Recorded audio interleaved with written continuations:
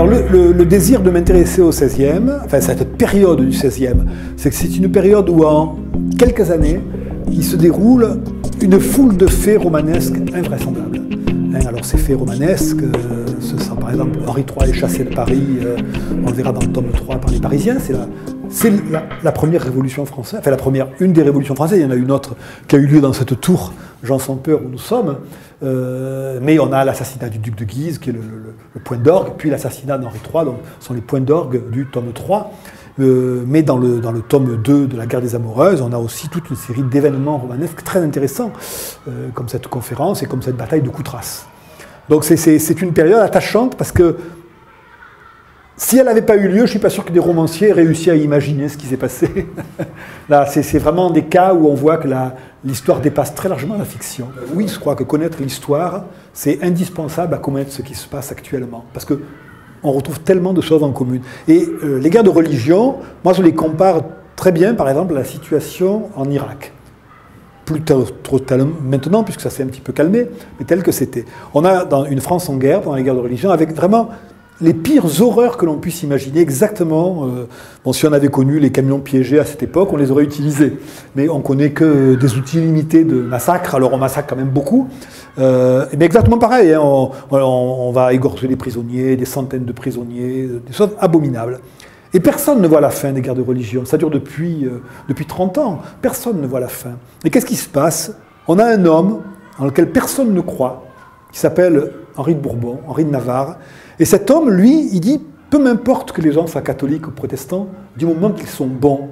Et s'ils sont bons, ils sont de ma religion. C'est-à-dire qu'il est tolérant. Quelque chose d'invraisemblable à ce moment de guerre où on s'entretue.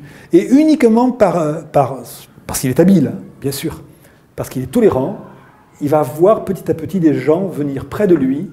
Et entre 85 et 95, il va rassembler toute la France. En 95, il devient vraiment le roi tout-puissant. Et en 15 ans après le début de mes romans, la France est le premier royaume d'Europe. Et ça, c'est extraordinaire de montrer comment un pays ruiné par les guerres de religion, mais vraiment ruiné, redevient le premier pays d'Europe. Uniquement parce que cet homme est arrivé et a changé les choses. Dans une autre vie, j'étais informaticien.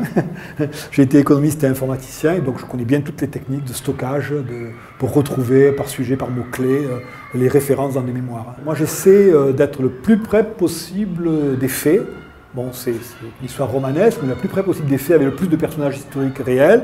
Et pour ça, je travaille simplement sur des mémoires de l'époque, des mémoires publiées, hein, par exemple donc, dans la guerre des Amoureuses. Je vais beaucoup utiliser Pierre de l'Étoile, ou bien les mémoires de Sully, par exemple, mais aussi Brantôme, les Dames galantes, etc. Donc, documents d'époque qui parfois sont redialogués et réinsérés.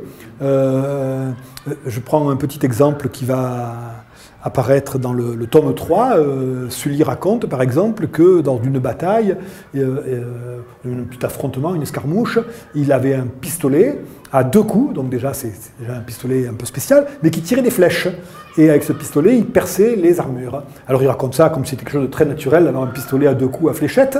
Et bien j'ai repris effectivement ce pistolet dans l'histoire, mais un romancier qui raconterait ça, on va lui dire oh, ça c'est une histoire à la Hollywood, c'est des scénaristes d'Hollywood qui inventent un truc pareil. Pas du tout. C'est un fait authentique raconté dans des mémoires d'époque. Et on trouve comme ça énormément d'anecdotes invraisemblables, totalement invraisemblables dans les mémoires d'époque.